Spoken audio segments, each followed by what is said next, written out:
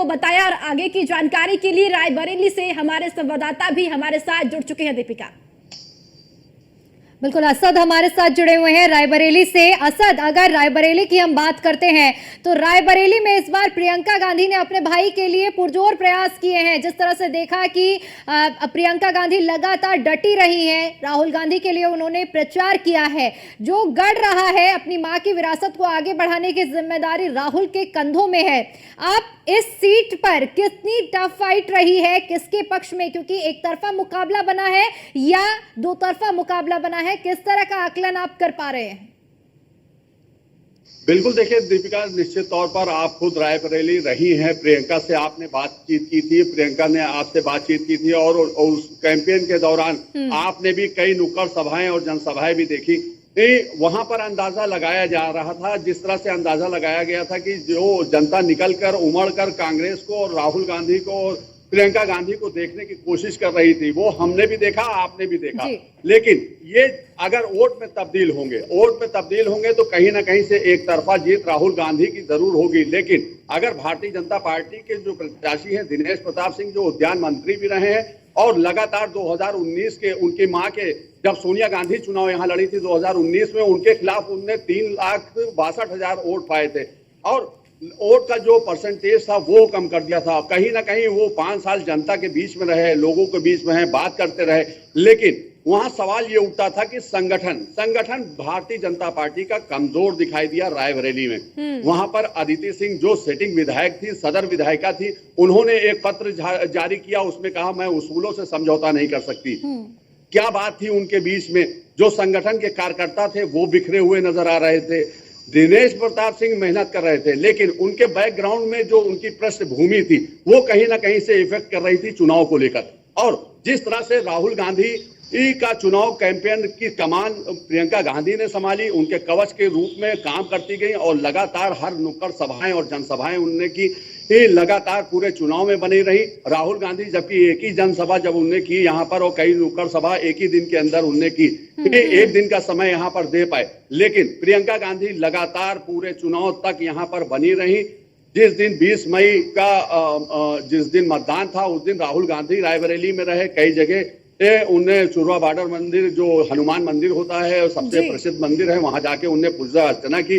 वहां पर भी बीजेपी के कार्यकर्ताओं के द्वारा उनके खिलाफ नारे लगाए, राहुल गांधी वापस जाओ। लेकिन जिस तरह से वोट का बहिष्कार हुआ था मिलेरिया थाना क्षेत्र के अंदर मौनी गांव में, वहां पर भी राहुल गांधी पहुंचे और वहां पर पहुंचने के बाद जब समाजवादी पार्टी के नेता आरपी यादव जो विधानसभा चुनाव लड़े थे और अच्छा वोटिंग परसेंटेज था, वो वहां पहुंचे, तब जनता जाके मानी। 4 बजे के बाद 5 बजे तक वोट पड़े। तो ये कहना से गुरेज नहीं की जा सकती है कि रायबरेली में एक तरफा मतदान हुआ है। लेकिन मतदान पर भी हम लोगों ने बात की, न्यूज वन इंडिया ने बात की लोगों से, और उन्होंने साफ तौर पर कहा कि हमको विकास चाहिए। विकास नहीं हुआ है रायबरेली में, 5 सालों में विकास होना चाहिए था। दिनेश प्रताप सिंह ने प्रयास जरूर किया, लेकिन संगठन की जो कमजोरी होती है, यही संगठन बूथ जिताता है आपको, यही संगठन बात 2014-2019 की करें तो यहाँ पर लगभग 3.5 लाख वोटों से सोनिया गांधी जीती, और अगर 19 की बात करते हैं तो 1.5 लाख, करीब 1,67,000 वोटों से सोनिया गांधी ने सीट पर जीत हासिल की।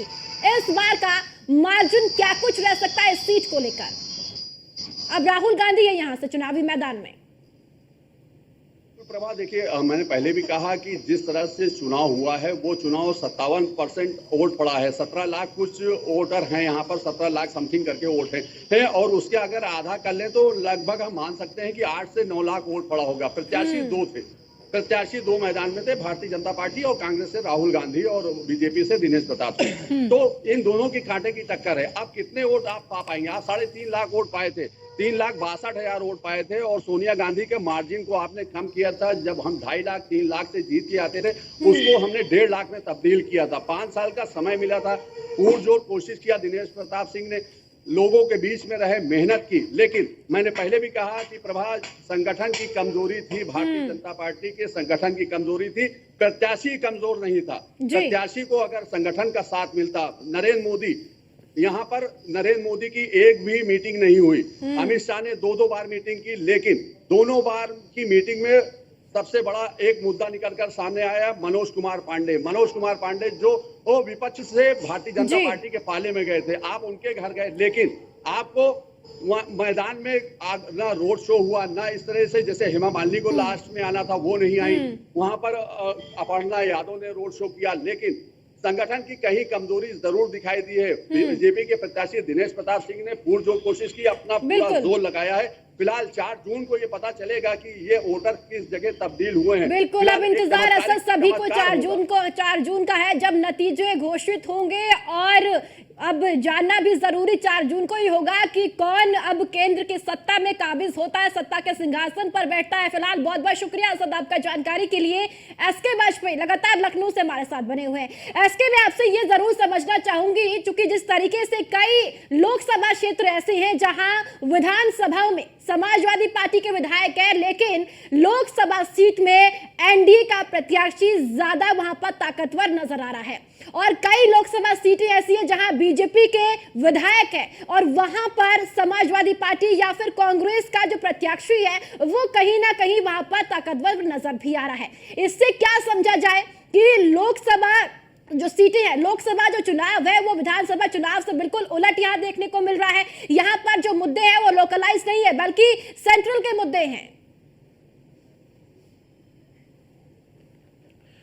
बिल्कुल, निश्चित तौर पर जिस तरीके से चुनाव अलग अलग होते हैं तो मुद्दे भी अलग होते हैं। जहां तक अगर हम इस तरीके के आंकड़ों की बात करें तो अगर हम आजमगढ़ को देखेंगे तो 10 विधानसभा सीटें और 10 की 10 समाजवादी पार्टी के पास हैं, लेकिन बावजूद इसके वर्तमान सांसद वहां पर भारतीय जनता पार्टी का है। उसके अलावा अगर हम गाजीपुर की बात करेंगे जहां पर समाजवादी पार्टी की सभी विधानसभा सीटें हैं, लेकिन जो सांसद है वो बसपा से हैं। अगर हम बात करेंगे रायबरेली की सीट की, जहां पर एक भी जो विधानसभा पर है, किसी भी विधानसभा पर कांग्रेस नहीं है, लेकिन बावजूद इसके कांग्रेस प्रत्याशी राहुल गांधी वहां ज्यादा मजबूत स्थिति में है।